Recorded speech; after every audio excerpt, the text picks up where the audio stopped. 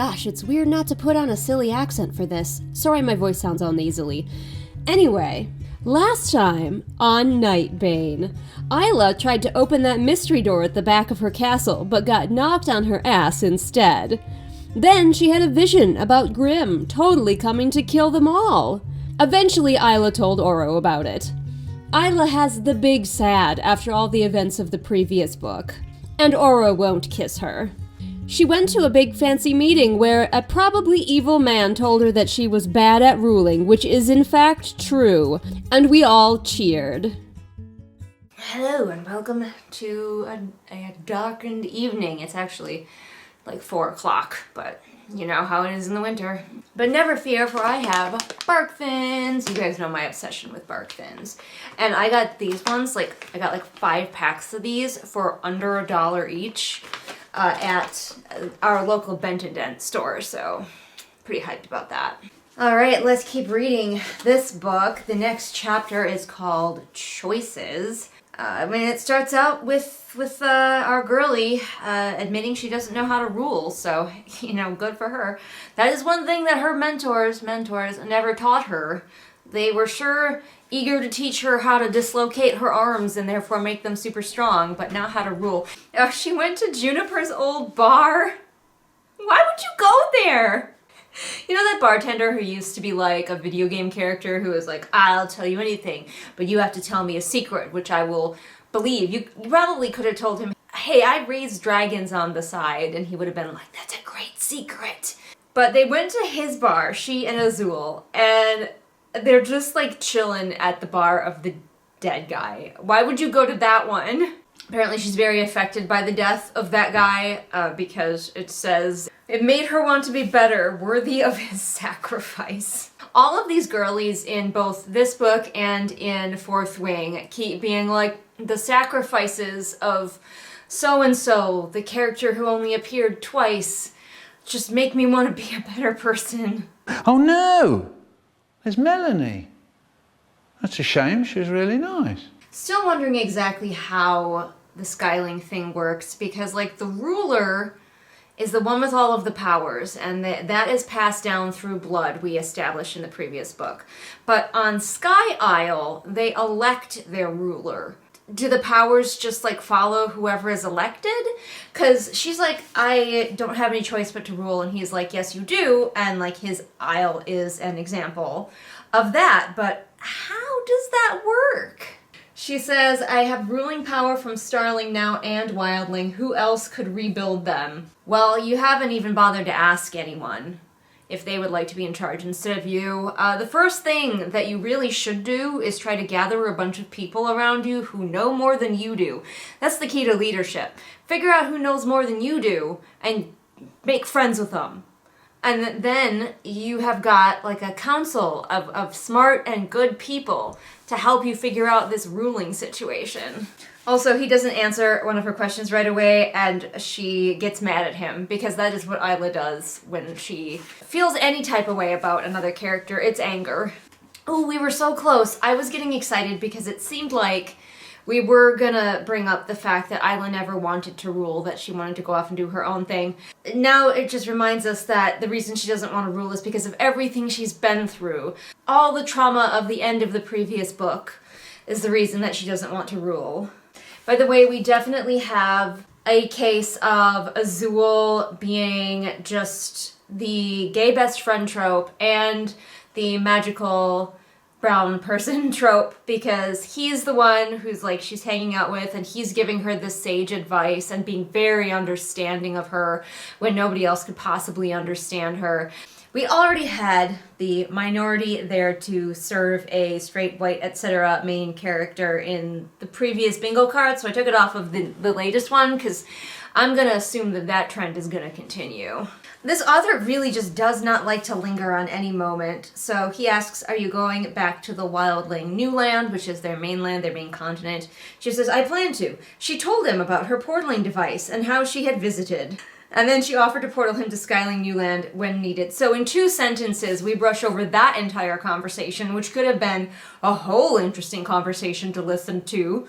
But no, we're not doing that. Now, I get that this author doesn't want to cover bases that the reader has already covered, but in this case, it would have been really interesting to hear Azul's or anyone's reactions to the fact that she's been hiding a secret portaling device this entire time. And then Azul and she, like, fly away. He takes her out of the bar, which seems to be deserted. They had drinks, but the bar was deserted. I'm a little confused.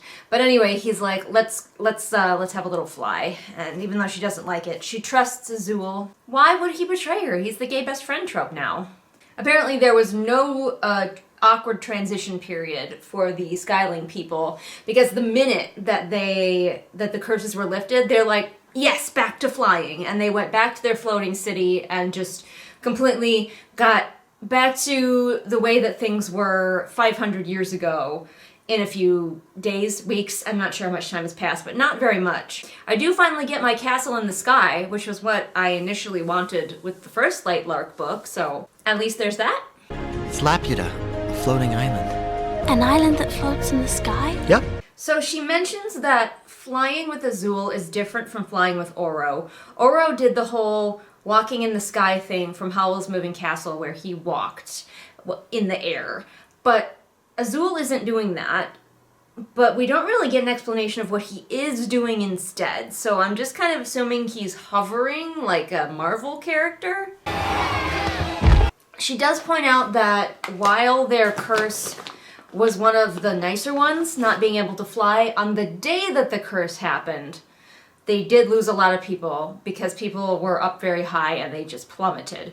Although, did everyone on, the Starling Isle, because those people died at 25, did everyone over 25 just die? Because then I think Starling still had it worse. The castle does sound pretty cool inside. Once again, the author kind of just gives us her usual bare bones description, but what we get sounds cool. There are no ceilings, so people can just float out of the castle, but that does make me wonder if it never rains up here. I guess maybe not. Maybe they're above the clouds. No mention of it being cold or of the air being thin. If a bunch of people died when the curses happened and they just plummeted from the sky, I feel like anybody who has survived from that time would remember that and not be super eager to just immediately start flying again. I feel like they would be really tense about it.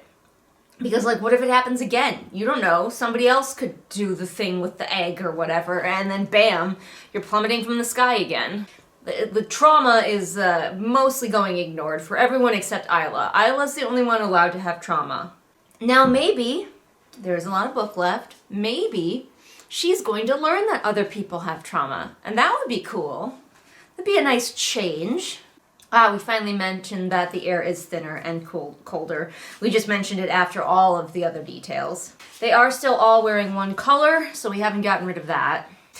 Isla notices that no one's wearing dresses for obvious upskirt reasons, and she's like glad that the dress that she's wearing and her cape are like heavy enough that they're keeping her legs covered, but there could be people below her staring right up at her underwear.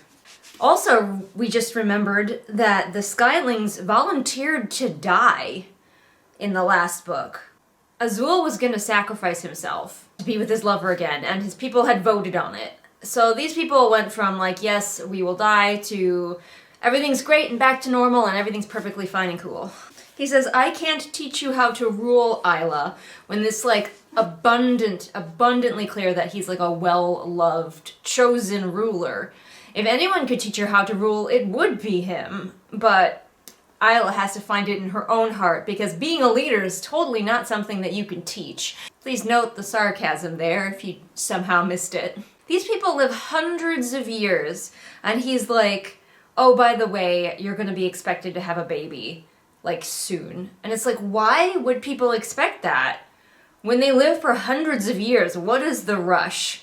Especially since once you have a baby, then I think the baby takes over your powers or something. It's really confusing. This seems like something that maybe Isla would already know, but this is apparently how Skylings do it. Because he's like, you can just transfer your ruling power. You don't have to produce a baby out of your body. You can transfer it through love or special relics. But yeah, I mean, what she should ask now is, hey, what special relic do you guys use to make sure that your elected leader has the powers? And he could be like, oh, we use this one. And she could be like, cool, can I borrow it, use it, learn about it? Well, of course, he does mention that any item used to transfer powers shortens the ruler's life significantly, which does that mean that her life will already be shorter because she used the bond breaker, which is mentioned as one of the relics that can transfer powers. But it says she doesn't want to use one of the relics because she barely had a life. She wanted to be able to live it. He doesn't say how much her life is shortened, and if you live for hundreds of years, maybe it's worth it if you don't want to produce a baby out of your own body. Was his life shortened, or was the person who gave him his ruling powers life shortened, and by how much? Key questions that I would be asking if I was her. What are the rules? What are the rules? What are the rules? What are the rules? That's the nice thing about having like beta readers and developmental editors is that I ask questions like this so you can decide if that's something that you want to include in your story and when you want to include it. These questions may be answered later on, but doing this also kind of gives you an idea of how I developmentally edit, where like when the question comes to me, I will ask it so that you can get a feeling of when your reader is going to start asking these questions and whether you answer them at all, or the place where you answer them, whether that's where you want that place to be, because maybe you wanted to answer them sooner, or maybe you want to keep it a secret. All important things to think about in the writing process. And sometimes when you are writing the book, the answer might seem obvious to you, so obvious that you maybe forgot to put it into the book, or you didn't think of the reader asking these questions. And that's why it's so important to have beta readers and developmental editors look at your work. And he gives her another encouraging speech, almost identical to an encouraging speech he'd given her earlier in the chapter. And that's the end of the chapter. We are on to the next chapter, Coronation, where we probably get to see her coronation. These chapter titles are not the most engaging, but I'll see you for the next chapter. Alright, we are back on this lovely evening to read. The next chapter is Coronation. The chapters don't have numbers. I don't know what number chapter this is.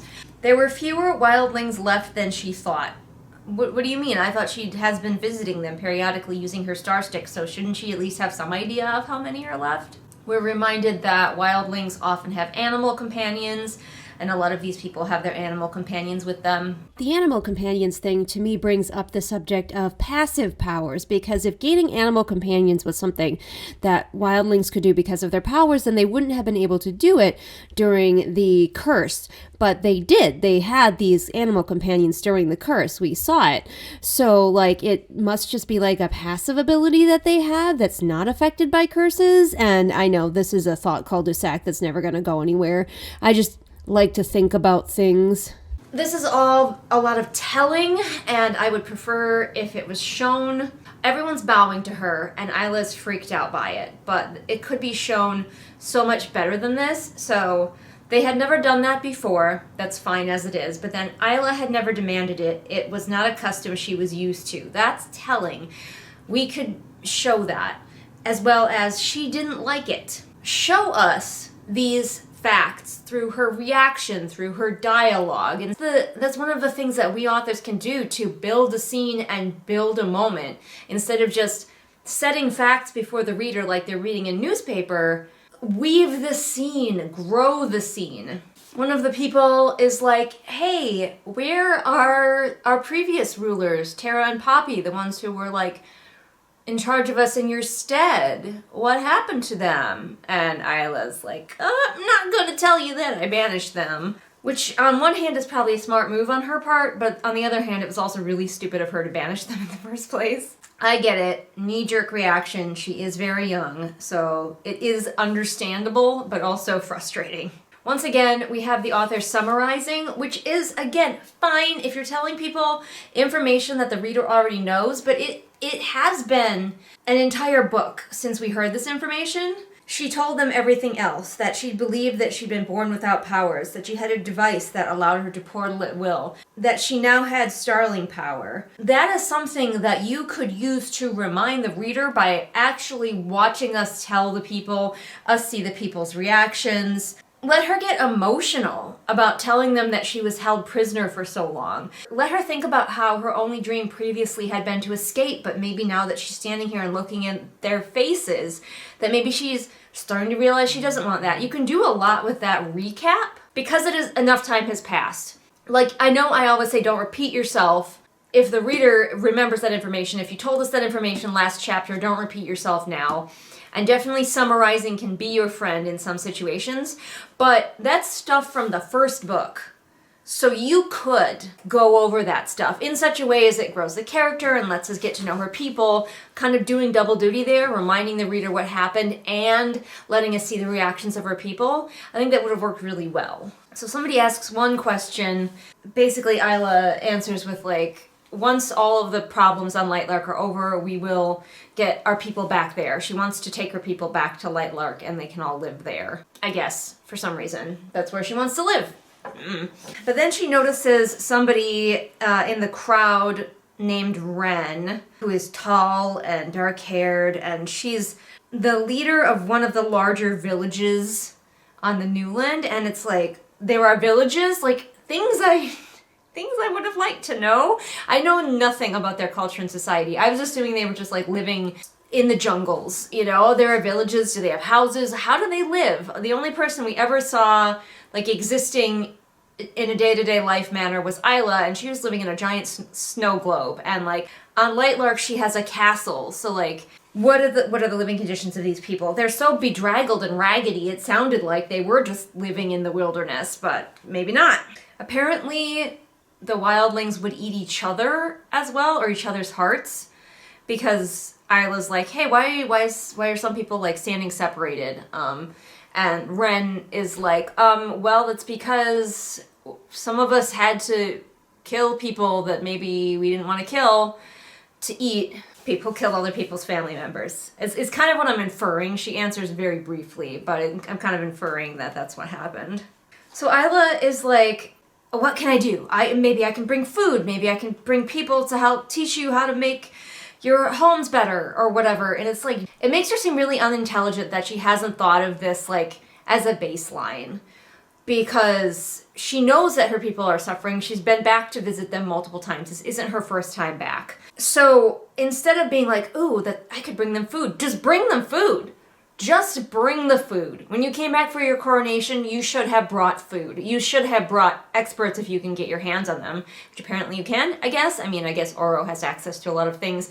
You should have brought those, no questions asked, and started implementing that kind of infrastructure immediately, since you already knew the condition of your people. But she's like, oh, I could do those things. Like, ma'am, this is gonna be rough. This is gonna be rough, and like, I get that she is very young and very inexperienced and has not ever thought about having to rule, but some of these things feel so obvious to me. You have to strike a balance, I guess, with a book like this of dealing with the character's inexperience. So her people are like, actually go help Starling because they're probably in worse shape than us. And Isla's like, oh, good idea. I will go check on them. We'll bring back food next time I come here. Which who knows when that will be, because she doesn't feel the need to tell her people anything. But don't worry, this person called Wren, who just appeared out of the woodwork, seems to be their new leader, and I'm sure she's handling things fine. So we time and space jump to the Starling coronation, where she is like standing at the top of the stairs, waiting to be revealed, and there's like feasting and musicians. Oh, Ella's back, finally! Her servant from the previous book, who I'm hoping has gotten a promotion. Get used to disappointment. Her promotion is that she's still Isla's attendant, except for now Isla is like queen of all or whatever. I don't know what you want to call her. But she's still an attendant, but like a slightly cooler attendant. Now, if I was Isla, I would have been like, all right, we're going to start out, like I'm going to be figuring out my council for both Wildling and Starling, and gonna start with Ella, because I know her. I know I can trust her. She has been thoughtful, youthful, and hardworking in the past. Great base to start with. Once again, she's wearing a dress and a cape. This author really likes to put Isla in long dresses and capes. We are a fan of capes here. No capes! She thinks that they're going to be mad at her because she killed Celeste. The people are going to be mad because she killed their leader, but like honestly, she broke their curse. So I feel like they could forgive Isla for a lot of things now that they can live past the age of 25. And like, unless she told them, as far as they know, Celeste was just another of a string of leaders that they had. Celeste was no better or worse than any other leader that they had. Like, was she beloved? This book keeps telling us that she's been so depressed, that she's been in such a funk, that she's been hiding away. But we haven't really seen any of it yet, and this is more telling. She was sad all the time, and there were so many emotions pressed down in the deepest depths of herself that she knew one day would overpower everything else and claw their way out. Okay, well, she was sad all the time? Let's actually see some of that. Like, she definitely seems like unhappy, and she's very doom and gloom and winner of the Suffering Olympics, but we haven't actually seen her having the symptoms of this depression we keep being told that she has. So Oro crowns her, and then it just says, there was a rumbling.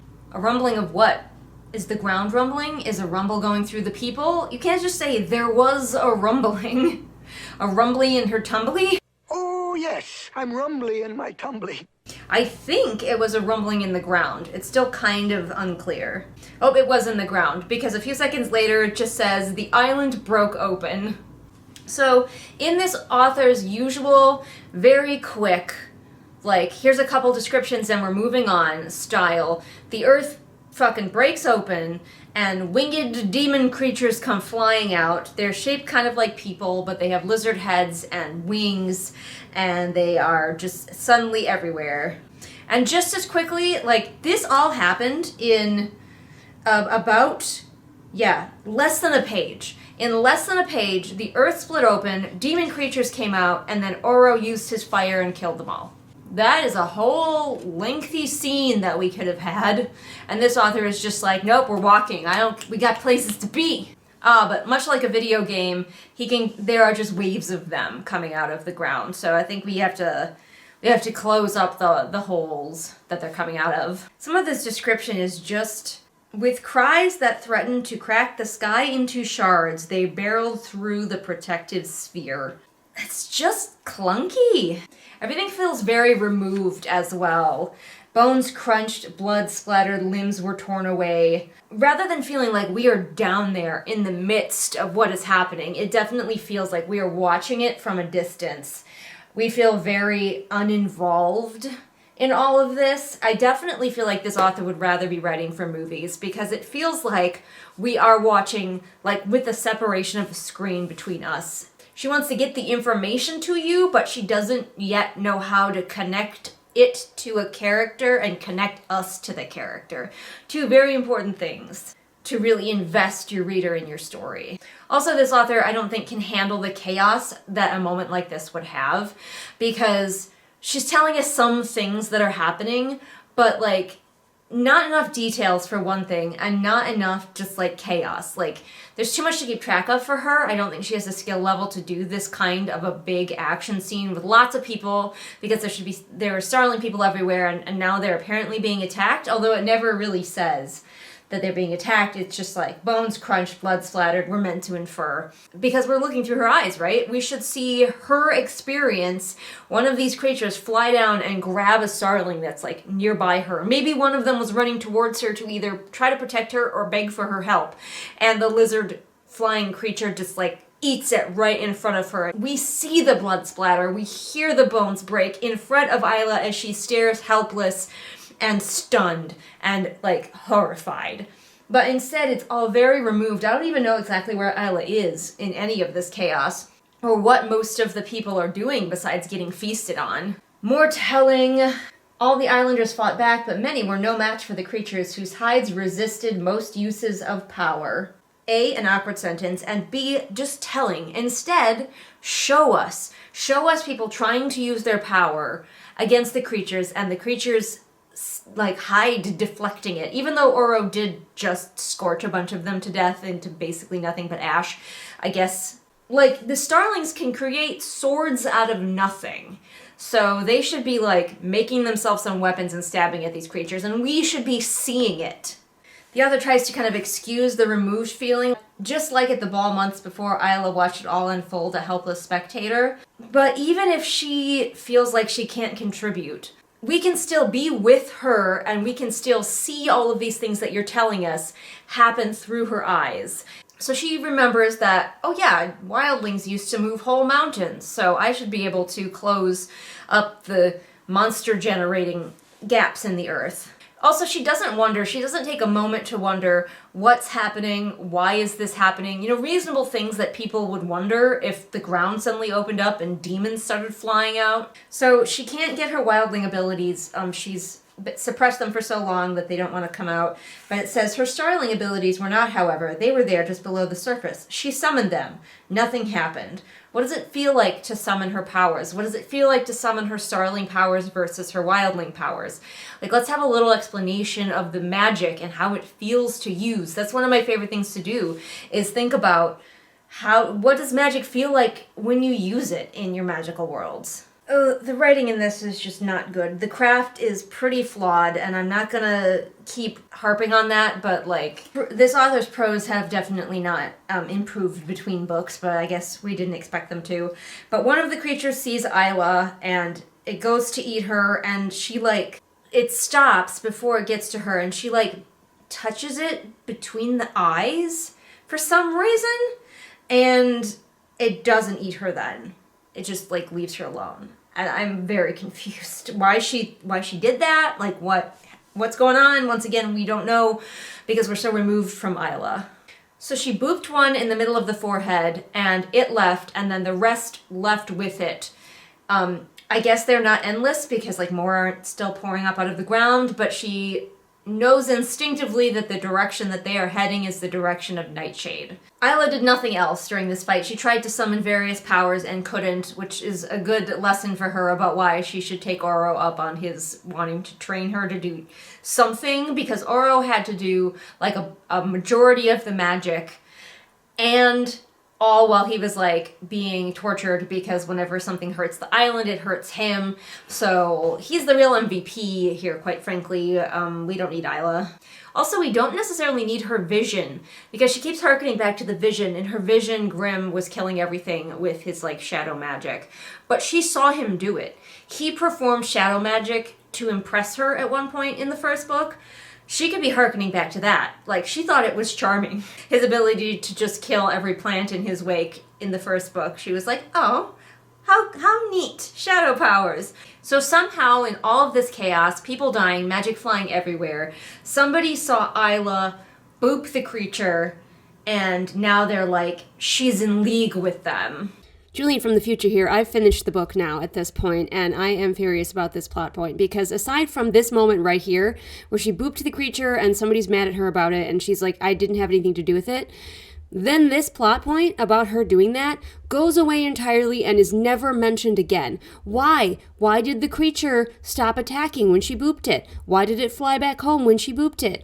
Nobody ever asks again. Nobody ever brings it up again. Isla never thinks about it again. This is another, just one of many just utterly dropped threads in this book. I have no idea what the author is doing with this. Isla immediately begins to freak out and have a panic attack, which is very poorly described. We're basically just told that she's freaking out. But her boys, Oro and Azul, rush to her aid to stand up for her. Also, again, we're told in the most boring way possible that everyone's injuries look weird and, like, they're not normal injuries. So she's like, I need some of my wildling elixirs. That's the only way to fix these people. Isla passes out, though, in the arms of her maidservant, and thinking that the lady who had accused her is right, because she's positive that Grimm sent these creatures, and that's why the one didn't bite her. She leaps to a lot of conclusions, but whatever. This is Isla we're talking about. Alright, I'm done reading for tonight. I'm gonna go vibe, maybe watch a movie or something. It's my night off, so I'm just chilling. But thanks for watching, and I'll see you again for the next chapter. Today's video is brought to you by me. Yes, that's right, I'm my own sponsor. We're doing this again.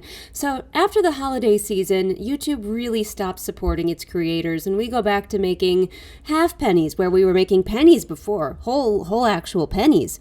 If you would like to support the creators you love, not just me, but also probably me, there are a couple ways that you can do it. Now, many of us, like myself, have a Patreon, and on my Patreon, you often get some things early, you get exclusive content that's never seen here on the regular channel, you get to help me make decisions about my upcoming books.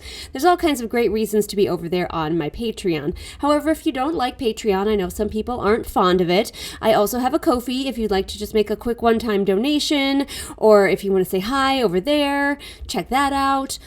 Obviously, you can support my career as a freelance developmental editor if you have a book you'd like edited, but also if you just want to support me here on the channel, some great ways to do so are to like, obviously, subscribe. As of recording this, I'm so close to 4,000 subscribers. That's really exciting for me. I do about 1,000 subscribers a year. I move very slowly. And of course, what's really helpful is if you watch more videos on my channel, one right after the other, so great for marathoning these read-alongs, and or recommend me to your friends, because YouTube is really terrible at showing my videos to people. It doesn't even show my videos to people who subscribe to me, so please share me around to your friends. Don't assume that everybody's heard of me. They have not. But thanks so much for all of your lovely comments. I adore reading them, and I will get you back to this silly video now. Oh, look everyone, it's Lan. He's my favorite boy. Yes, you are my favorite boy. Mother, I'm the only boy. Well, yes, but you're still my favorite one. I don't know if this is going to fall in the middle of a video, the beginning, but I figured now would be a great time to mention that if you're looking for fantasy romance, I happen to have one of those. Nice fantasy romance right here. It's pretty manageable length, you know, so it's not a huge time commitment. You just, I mean, let's look at this one, for example. Yeah, super manageable length. So if you're looking for just a fun little fantasy romance to read with a badass warrior queen and fade to black sex scenes, this might be the one for you. But now we are going to go back to reading Nightbane. It has occurred to me that our beloved Isla has not compared anything to baked goods this entire time. That, more than anything, is the real sign that she has sunken into a deep depression, because she's not thinking of anything as cake. I also think it might be that the author took to heart the note that everybody was kind of laughing at the fact that Isla thought of everything as food for no reason. Especially since she comes from a people who eat hearts. So I have noticed people in reviews saying that the writing in Nightbane is better because we are missing all of these silly little like analogies, like this is like cake, it's a shining cliffy thing, and we are missing those, but there's nothing to replace them. The author didn't replace them with like better writing, she just got rid of them. So now it feels like someone compared this book to like reading a textbook. It's very much that. It's just factual statement after factual statement about what's happening in this world. The descriptions are now extremely plain and bare bones, so like she took those out and left us with even less, and I don't think that makes the writing in this book better. But anyway, the next chapter is called Insignia. I don't know why these chapters don't have chapter numbers. Like, they just have titles. I think they have numbers on the Kindle. I think I saw somebody else's, like, Kindle version. But then the first line is, the insignia glowed faintly. So you don't have to wonder long what this chapter is named after. The house may be very noisy today. It's a Sunday. Ferrets are out. Adam's about. So I don't know where they are, because they're apparently standing on or near the insignia, which I think it's talked about as though we are supposed to recognize it. She says, the symbol was simple, a circle that contained illustrations representing all 6 of the realms. It was a natural place to meet and speak on the mainland, with the castle standing watch. What is it, small? And you're all gathered around it? Is it on the ground? Is it on a table? Is it on a stone? Are you standing on your, like, this author doesn't know how much description to give you. That's something she really struggles with. And I mean, it's not, that's not to say that that's something that other people don't struggle with either. Knowing your weaknesses is important to leveling up, and of course, once you've dealt with the first weaknesses, new weaknesses always appear, and that's been my experience. But she just doesn't know how much to describe to really set the scene, because we're often, with her descriptions, left wondering, But what am I actually looking at? This is like my third time getting interrupted for this chapter, but I heard a crash and it was Maureen, who loves erasers, and she's figured out that I have an eraser in my pencil case, and so she had dragged my entire pencil case onto the floor where it fell open, and when I came into the room, she was actively trying to drag the entire pencil case under the couch. So, I haven't even gotten to page 2 yet. Interesting that the symbol for Azul and the wind people is a bolt of lightning and not like a cloud. I don't get lightning vibes from Azul. But Cleo is here, my girl Cleo. Whoop whoop, everybody, Cleo is here. By the way, she rides in on a wave, like surfs in on a wave like a total fucking badass, and I live for it. Cleo giving me life. This is an example of something you don't need. Cleo is talking to everybody except Isla, and Isla says, "I'm standing right here," Isla said. She was more than capable of speaking for herself. We don't need "she was more than capable of speaking for herself." That is made obvious, and also that is telling. We find out the weird gargoyle demon monsters that we're attacking are called Dreks. D-R-E-K-S. Maybe that's something, I've never heard of that. If that's something from like mythology that I've never heard of, I apologize for making fun of the name, but it sounds silly. Isla is immediately like, how does Cleo know what they're called? Ma'am, I admire your suspiciousness, but seriously, Cleo has been alive for like 400 years, 500, I can't remember. Many, many hundreds of years. She's probably seen them before. Isla went and got the healing elixirs for the people off page. So like that felt like it was gonna be a beat where Isla realizes what she can do to be helpful, but once again, this author just kind of skips things. Cleo is here because her people actually have healing magic, and she's going to come be useful. Oh, here's the oracles again. The oracles are really confusing, and I kind of actually wish that that was a thread that we had completely dropped because they don't make any sense. But there are the oracles that are just like frozen in a block of ice, and Oro is like, have you tried to talk to them? And apparently they just won't unfreeze. It's also using the term unthaw, which is, to my understanding, colloquial. It's becoming more commonly used. It's becoming part of our lexicon, but it doesn't make any sense.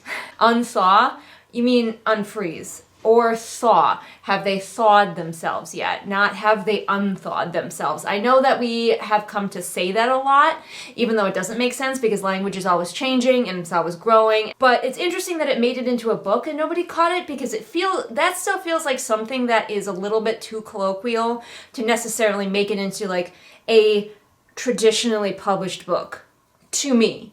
Now, maybe I'm just overthinking it a lot. Cleo still be looking pretty much exactly like Elsa from Frozen. The cold never bothered me anyway.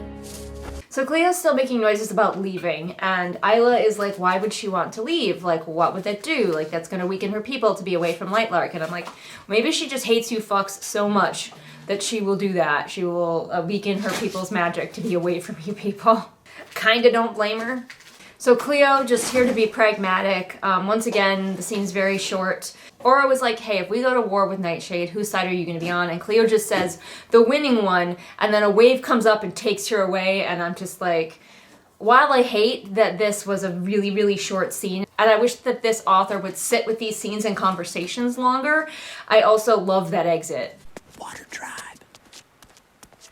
We have a time skip, and it turns out that the Moonling healers can't actually do anything against the injuries that the Dreks gave the people, but it just so happens that Isla's elixirs do work. So her thing is the only thing that actually helps people after all. Luckily, she keeps going back home, and her people just have like tons of elixir sitting around, so they just give her all of the elixir that she needs. She doesn't have to make any, she doesn't have to ask anybody to make any, they just have it on hand. Like, her people are starving, but boy have they got elixir. Apparently Oro has never heard of the Dreks, which makes Isla even more suspicious that Cleo has heard of them. But I recall that Cleo is the oldest one here. Like, I think she was even older than Oro. So maybe she just has more knowledge than you. So she and Oro are walking back to her room at the end of this chapter, and she looks down at herself and she's got blood on her from all of the healing work that she's been doing, but we don't see any of that. All of that happened off page. We were just told that the Moonling healers couldn't actually do anything, and it was Isla's elixirs, and she's totally been portaling back and forth to get more this whole time, and now we're here at the end of the day. When she's done all of the active things, off page. So now we have the winding down part without us actually having seen her do anything. That's not to say that we have to see every single action a character takes. It's just a matter of think about what is important in your book, in a scene, what would be engaging to read, and what would show your character. And I feel like it would have been good to go with Isla to see the Moonling healers trying to heal people and failing, and then let her be like, let me try my elixirs. Oh, these actually work.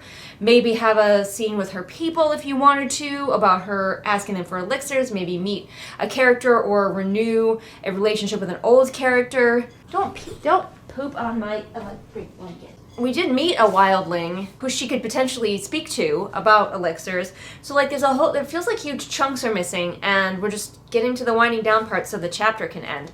Also, this chapter was called Insignia, and they stood around the insignia for like a few minutes. Cleo showed up, was a badass, and then that scene was over as well. So this chapter might as well have just been called Conversation. Okay, this is one of those cases where you are doing some telling and it is not working for you. You can tell us things about your character sometimes, especially if it's not like a super important thing that we see.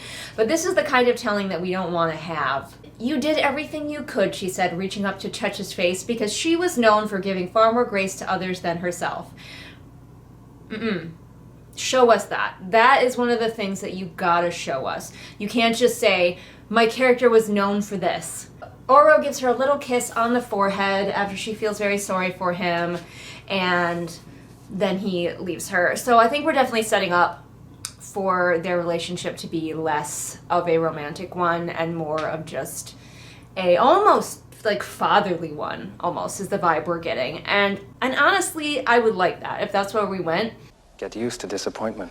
As we established, the only one who had romantic chemistry with Isla in the previous book was her bestie, who turned out to be evil, so yeah, that doesn't really work anymore, and also she killed her. Unless she comes back from the dead and we suddenly get the sapphic romance, enemies to lovers that we have been longing for, I don't think that's going to happen. So I'm hoping that we don't have to character assassinate Oro, because he seems like a nice man who's just trying to be a good king. He's just not the right fit for Isla. Like every now and then, she'll like throw out some physical feature of his that's attractive, and I'm like, I feel like you're trying to talk yourself into this. This chapter has been very chaotic, and the ferrets have been kicking up a giant fuss, but I have to go put a horse in a different pasture, but then I might come back and try to read like one more chapter today, at least, before I go do other things.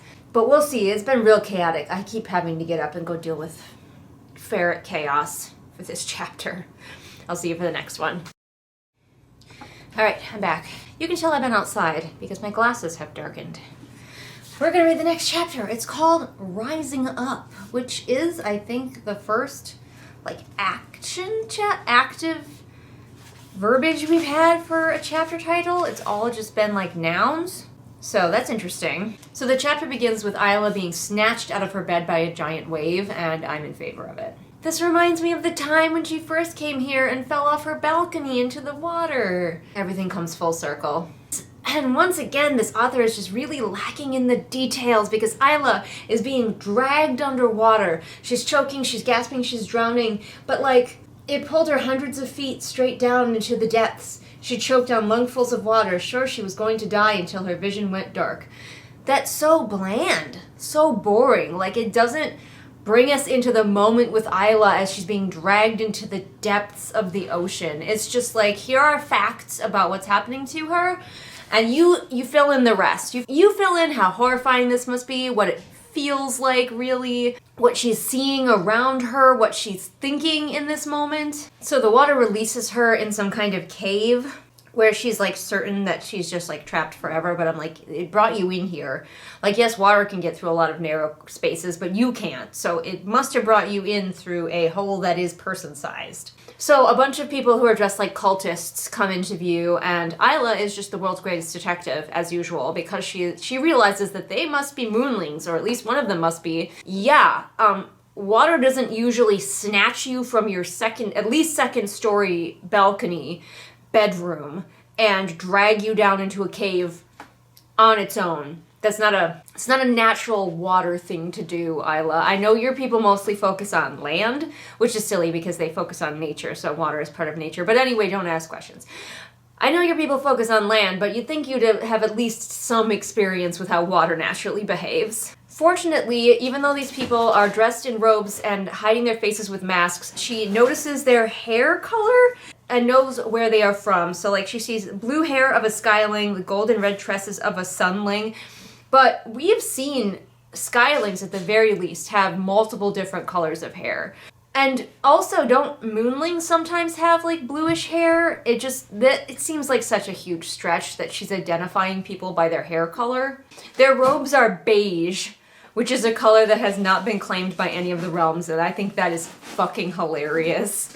Yes, we want to dress as cultists, but what color must our robes be? We can't wear black. That's already taken. Beige. See, Isla doesn't wear dragon skin armor and a corset to bed, so I'm certain also that Violet wears daggers to bed as well, but Isla does not, so she is not armored and not armed like a fucking normal person. So at some point her hands are tied behind her back, like, if my hands weren't tied behind my back, I could grab my life alert necklace and summon the guy who I'm pretty sure is trying to destroy us. I don't know how that helps you, actually. But with Life Alert, one touch of a button can get you help fast. This is something if I encountered in your writing while I was developmentally editing, I would flag it and be like, hey, look at this sentence. It reads clunkily to me. Do you want to reword it? At their touch, energy rippled out of Isla like the consequence of throwing a stone in a still pond. Like, I get what you're going for, but it doesn't flow. We also have a lot of she heard, she saw. We don't need those because we're in her point of view. So instead of she heard the crunch of bones as some were catapulted against stone walls, bones crunched as some of her assailants were catapulted against the stone walls, or something like that, but, you know, better. She saw the red of their masks mixed with blood. The red of their masks mixed with blood. But yeah, somebody tried to use some kind of power on her, and she just, like, a shockwave went out and just, like, fucking destroyed them. And there are people impaled on stalactites right now. I still don't, like, what is happening and why? Isla's just no interest in figuring out what's going on. She's just like, cool, I have either incapacitated or killed all of these cultist-looking people. Not gonna try to look at their faces, see if I can identify any of them. I'm just gonna run.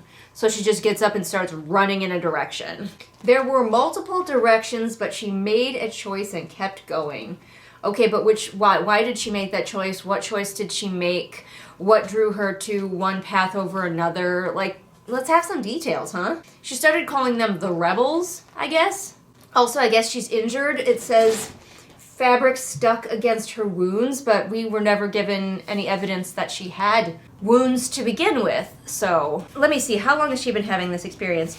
2.5 pages ago, she was snatched out of her bed, and she has already encountered the cultist, murdered the cultists, crawled around in the dark tunnels, and found the door to escape in 2.5 pages. That's how this author writes. Everything feels like a summary. The character did this, and then she did this, and then she did this. And once again, as I've often talked about, we cannot experience every single moment a character goes through, but in a scene like this, where she's been kidnapped by strangers under the sea in a cave, let's have the whole chapter be her capture and escape, not like 2.5 pages of it and she's already out. So she just comes out randomly in an abandoned shop, and she goes out and she recognizes where she is, and she's just gonna carry on. So like that whole experience might as well not have happened. Isla jumps to the weirdest conclusions. So she starts running through the abandoned section of the city. We mentioned that her feet are cut with glass, but she's just running just fine. It doesn't matter that she was cut with glass at all. Do I have injuries don't matter still in here? Because I'm ready to give it that. I think I do. Yep, injuries don't matter. Uh-oh, my pen is missing.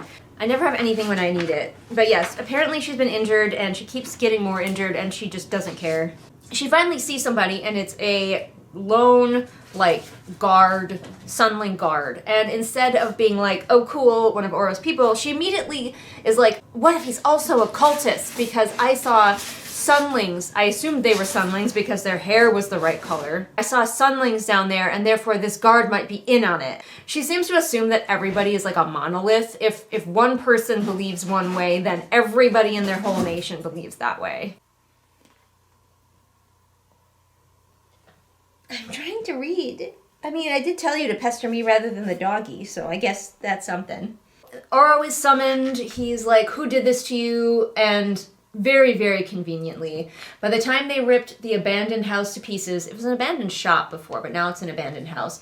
By the time they ripped the abandoned house to pieces, the rebels were gone. There were no rebels in the house to begin with. Did they find the secret tunnel? Did they go down there and find the bodies that she left? Like, did the rebels not go after her? The rebels. She's just calling them the rebels out of nowhere. Like, what are they? Did they, like, rather than pursuing her at all, they just, like, cleaned up their own corpses and fucking left? Also, it offhandedly mentions that they found, like, hundreds of tunnels under Lightlark that nobody had known about.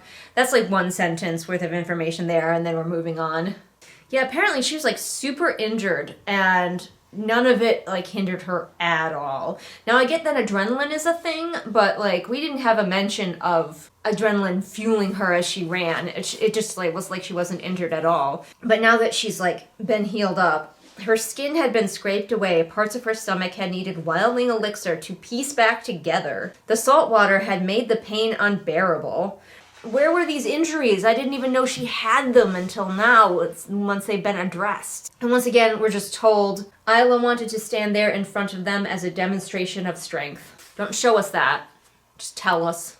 So Oro yells at representatives from all of the nations. I don't know if there's one from Cleo's, but he yells at all of them and he's like, you will treat wildlings fairly because a wildling broke this curse. And I'm like, oh good, I'm glad we had this talk. This is definitely going to stop these quote-unquote rebels, using heavy quotations for rebels because that's just what Isla decided to name them. We have a weird moment where that guy, Soren, looks like he's going to talk to Isla and then he just doesn't, so okay, I'm glad we brought that up. Azul shows up with two new characters that we have to learn the names and features of, and they're going to be her bodyguards. And they're twins, even. Where should we start? Not Tunde's pub. No, because you got kicked out there last time. The Skylings are very prone to like her because their curses weren't that bad in the first place, and B, she broke them. So, like, they weren't suffering too hard, just enough to be, like, really, really inconvenienced. And then Isla came along and removed that inconvenience. So, like, they have no reason to have any dislike for wildlings or her. So, of course, she's all, like, moved that somebody would want to protect her like this who wasn't also a wildling. But if you think about it for, like, 10 seconds, Isla, like, they're the most likely to want to help you because you have never personally inconvenienced any of them. Her new guards are called Avel or Avel and Ciel? C-I-E-L. I'm definitely going to pronounce it wrong, however it goes down, because I always guess wrong. So after everybody leaves, Oro is feeling sad and she goes over to, like, speak to him. Their love was a shining link between them. She felt it lustrous as she leaned her forehead against his. See, I really was getting the feeling that we were leaning away from romantic love for these two, and now it feels like maybe we're being pushed back that way. I just don't know. I don't know what I'm supposed to be getting from these two. It's very confusing. So now she's decided that she does want to train with Oro. So the plot point of her not wanting to train, to do, train her skills, lasted this long. It lasted 50 pages. That she's had this whole arc where she decided that she does want to train her powers within 50 pages. Now, like, hey, that might seem like a lot, like if you're writing your book in Word and you're like, oh, 50 pages, that's a lot of pages.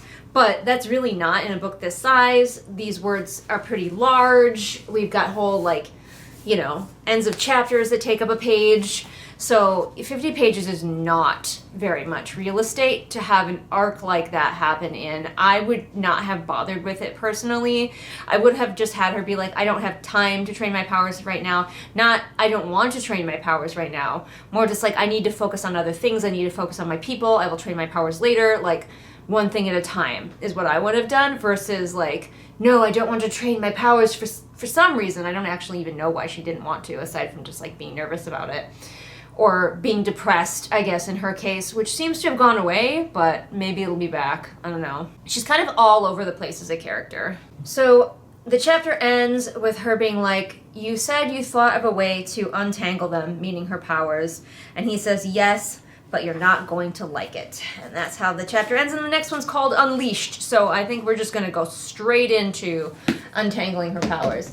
But I need to let you all go now because I need to put some ferrets away, and maybe I'll film more today, maybe I won't. But either way, I'll see you later. Alright, hello, me and my dorky hair are here for the next chapter. The nice thing about this book is that the chapters are very short, which means that I can just fit one in whenever I have time. So I've got like a little bit of time today. Read a quick chapter. This one is called Unleashed. So this chapter almost started out as though we were in Oro's point of view. And I thought maybe we were going to be, but no, we are in Isla's point of view. I have thrilling news.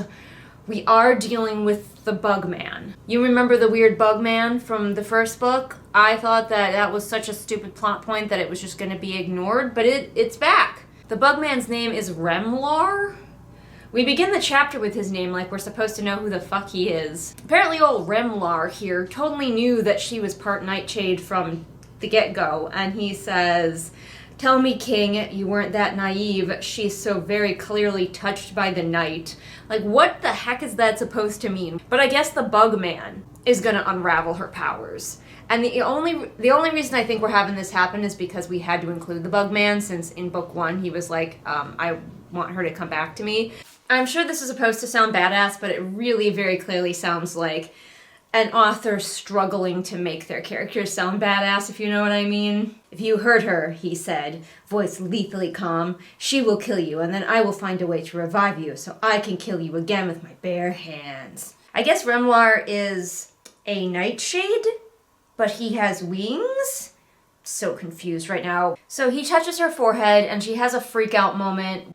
Open your eyes. Death comes out of one of her hands, and life comes out of the other one, and then that's over with in a half a page, and the whole thing's over, as is the chapter, so I'm definitely going to read another chapter. But, like, that chapter was, like, 2 pages long.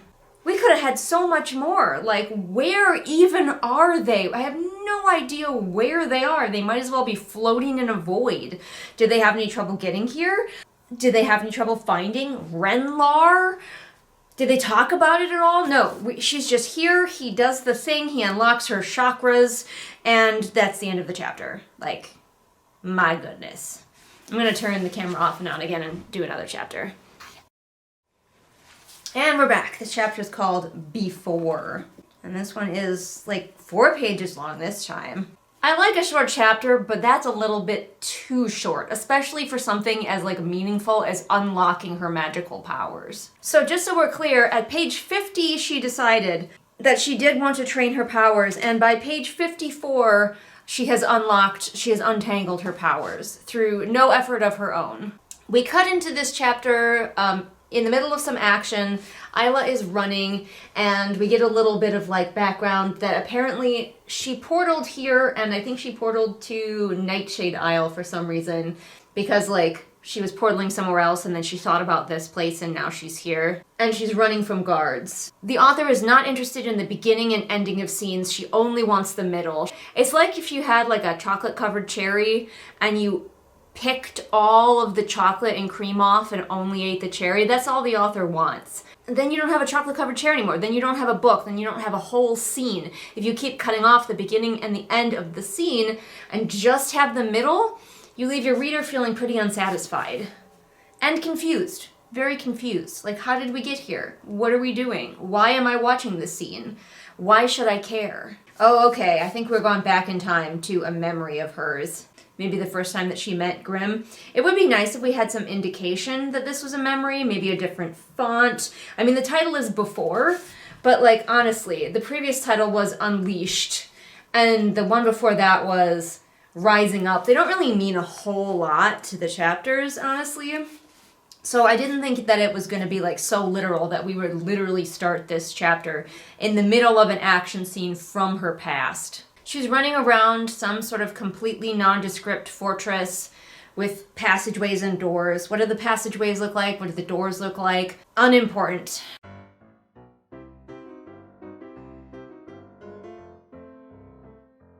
So past Isla ran into some random woman who told her to put on some kind of clothing, which Isla did in the dark because she's like, perfect, someone just handed me a disguise. No, zero questions asked. She thinks that this is like the best situation. The woman came back and like shoved her out into the light. She's told to get into position, and Isla immediately thinks they must be in some sort of fighting legion. But then she's like, why am I wearing a dress? Isla. Wow. I mean, it's too bad I took Why Is It Always the Dumb Bitches off of here, because Isla is definitely rivaling Summer for just the sheer level of just like, I wonder what's happening. Just no thoughts, head empty, butterflies flying around inside her skull vibes. But here is Grim, and of course, he was the tallest man she had ever seen, 1.5 feet taller than her at least. He had relatively long black hair. Relatively. Relative to what? How is relatively long helpful to us in figuring out how long his hair is? It is described as like spilled ink. We know this author loves to describe Grimm's hair as ink. This whole scenario is just, this is the kind of bonkers that we look for in Lightlark. Just like the absolute balls to the wall absurdity of this situation. That Isla just portaled here and all of a sudden she's running from guards, and now she grabbed a dress, put it on, no questions asked, and she's standing with a bunch of other women, and I'm just wondering if this is going to be that scene from The Emperor's New Groove. Hate your hair? Not likely. Yikes, yikes, yikes, and let me guess, you have a great personality. It's all just so like, what the fuck? If you're not looking at this book going, what? Then are you even really reading a Lightlark book? So one thing I wanted to bring up is that in the first book, Isla and her people are definitely described as sort of ambiguously brown. Isla has brown skin of some variety, and Grimm and the Nightshades are pretty much all described as very pale-skinned. So she should stick out like a sore thumb among these Nightshade ladies. It should be obvious to them that she doesn't belong here, but I have noticed that the author has kind of backed off her wildling characters being ambiguously brown, I think because she got in a lot of trouble for like the accidental like savages living in the jungle eating hearts thing that she did. But we haven't forgotten, Alex Astor. We have not forgotten the things that you told us in book 1. And also, she has Isla identifying people by their hair. So if you can so easily identify which, like, nation these people are from, then they should not be fooled at all that she is a Nightshade. They should be like, what is that wildling doing standing there in our woman lineup? Obviously, out of the lineup of women, Isla got picked because I'm assuming he can smell her inherent specialness on her. We don't even know what the other women look like. He had perfect posture, the posture of a warrior. Are warriors renowned for having good posture? I would say that was like the posture of a king, the posture of a gentleman. She's like way more intimidated by him than she was in the previous book. And like, I know in the previous book she had technically met him before, but she had her memory erased. So she should have been having this like pants shitting reaction to him that she's having now when she met him in the first book. But she was just like, oh, it's Grimm. He's a mean man. Apparently the star stick needs to recharge. I don't think that was ever a thing in book 1. But she's like, glances down at her star stick that she keeps strapped to her thigh, and it's still like dark. So she can't use it yet. And also, like, we still have no idea what it looks like. It's only when he starts making out with her that she realizes that perhaps she was standing in a line of women to be picked out so he could have sex with her. Once again, just the most Summer from the Cellar vibes happening here. And even though she is in this absolutely bonkers situation with a stranger who she is supposedly terrified of, who is just smashed her up against the wall and is aggressively kissing her, she is turned on by this. Also, she makes a huge assumption that the other girls had volunteered to be selected for this and that they aren't like slaves or something, because there's one of them mentioned in the line that she hopes she gets picked, but that doesn't mean that she like volunteered for this necessarily. For some reason, he stops to ask for consent and she says yes. That is the most, like, no. I get that a lot of authors are wanting to include consent more in their books, and I'm thrilled to see it, but it makes no sense in this scene. Like, it has to make sense. Why would he ask permission at this point? She keeps thinking I should push him away, I should fight back, but she never does. She's just like, but he's hot. This is the ultimate no-effort romance trope, because she literally just stumbled in here, got picked out of a lineup, and is turned on by hot warlord kissing. Like, she had to do 0 things herself to get into this scenario. By the way, I have no idea what he's wearing. I have no idea what she's wearing. She was told to put on a dress, and she did, but it was never described. I'm used to picturing Grimm in full armor, but maybe he's not right now. I have no idea. He could have been buck naked when he came out to pick from the girls. And then, because the author got bored of this scene, I can only assume, she decides, never mind, I'm gonna stab him. She stabs him, and then she ran out the door, grabbed her star stick, which somehow miraculously now glowed. Like, yeah, it is real convenient that all of a sudden your star stick is charged up. What if it wasn't? And she portals out of there, and that's the end of the chapter. What an absolutely unhinged chapter. That is how they met, presumably, for the first time. Wow. All right. Well, I have other things to do today, and that was enough. I think enough bonkers to be getting on with for today. So Nigel and I are going to leave you for now. But I should have had absolutely bonkers on here somewhere. This could go for awkward sex scene. They never actually got to the penetration, but like it was really awkward because what? But all right, I'm gonna let you go. You are the most important, most talented, most interesting, and most extraordinary person in the universe. Well, I think my patrons are pretty important. Patrons like SB Boots, Martha Baggins, July, Bird Anonymous, Sunny Shy, Nico, Saga, Sarah M, Kat, 78 kilograms of shade, Veda, Ingrid, Roma, Pantsing Pony, Julius the Nice Dragon, Haley, Sam, Kira, Kohikaro, Mooney, Maria, Kirsten, Bear, Jojo Bookish, Robin, Ursula, Caitlin, KJ, Lafone, Amanda, Celia, Alyssa, Rita, Deborah, Afra, Melissa, Swamp Goblin Waifu, Sophia, Marine, Kit, Hidden Glade, Light Julie, The Unraveled Legion, Belle, Patrick, Anne Sophie, Callison, Ray, Shelby, Zaire, Jesper, Rennie, Scribbling Cat, Savvy, Jenny, Amanda, Lisa, and Sarah H. Listen, I think that they're some of the coolest people in the universe. Let's take a look-see. Hate your hair. Not likely. Yikes, yikes, yikes, and let me guess, you have a great personality. Is this really the best you could do?